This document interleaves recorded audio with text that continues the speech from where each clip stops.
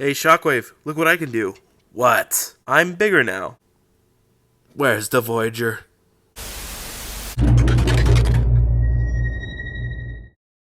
Sup guys, and in this video, we're going to be taking a look at the new Transformers Studio Series Core Class Dark of the Moon Bumblebee.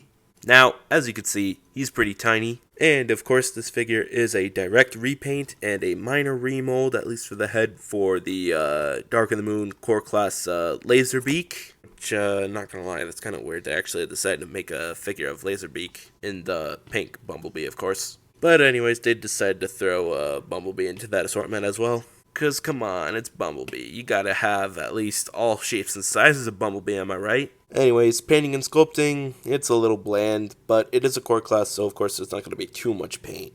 Now, this time they decided to go with the masked head, and I think this mold looks pretty cool with the masked head. Oh man, remember when the 49 Bumblebee came with the masked face? It's a shame they didn't decide to do a swappable mask face. I guess that cost too much. Kinda wish he came with an alternate face at least, but hey, you could take the face out of the 15th anniversary 49 Bumblebee. And besides, the figure's not really that great anyways. Now, of course, the back is all Kibbletopia, but honestly, it ain't that bad. Now, like all of the other core class live-action Transformers Studio Series figures, I wasn't planning on getting this guy, but decided to get him because why not? He would look pretty cool alongside Laserbeak with my Dark of the Moon shelf. Also, can't wait for Novocaine and Noah, especially Noah. I wonder how he's going to be. And I really would like to display him alongside with the Studio Series Mirage. The two would look awesome together. Also, another thing about this Bumblebee that I really wish they could have at least tried to implement was the armor thing in the front of the chest, kind of like in the deluxe class Bumblebee. But obviously they weren't going to do that. Anyways, for accessories, he just comes with this one stinger cannon, in which just simply tabs into his hand like so. And there you go, Bumblebee with the stinger cannon. Now I think they did a really good job with the stinger cannon. It's kind of goofy because it looks like he's holding it rather than it transforms over his arm. But hey, if you put it in this way, it looks like it transformed over his arm. And if you want, you can grab in Laserbeak.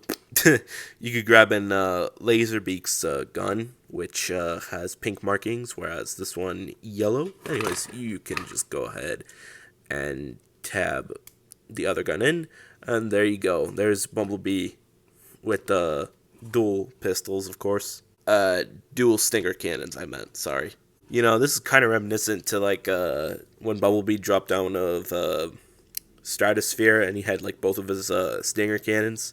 I didn't know Bumblebee had a dual stinger cannon, but then again, Optimus Prime had dual shotgun, or not shotguns, whatever you want to call those blasters that eject out of his arm. Anyways, weapon storage for this guy, you just simply plug the gun right on the back, not in these two holes, for they do not fit. Although one thing I don't like about this figure is that gap edge, because say if you accidentally have his head pushed down like that, it looks a little goofy. Also, what is this?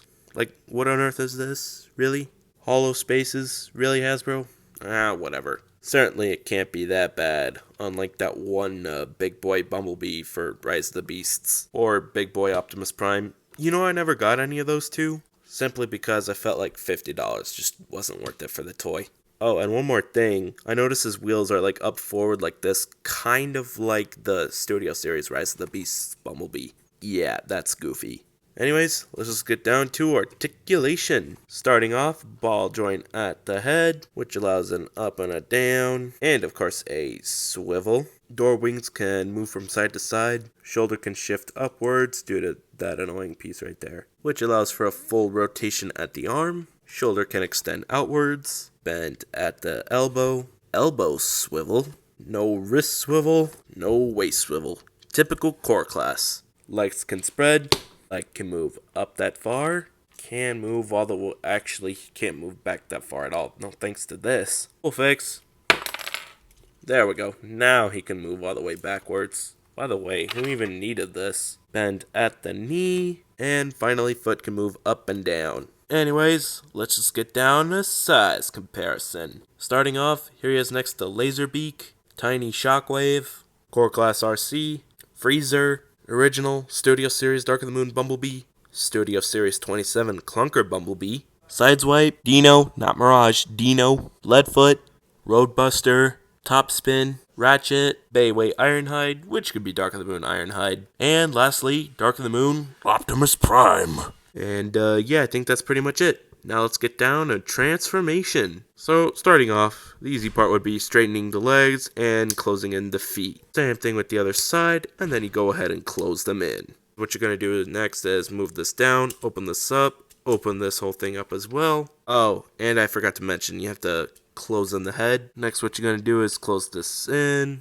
close that in as well, and then you go ahead and close this in, rotate that in as well, align it properly like so.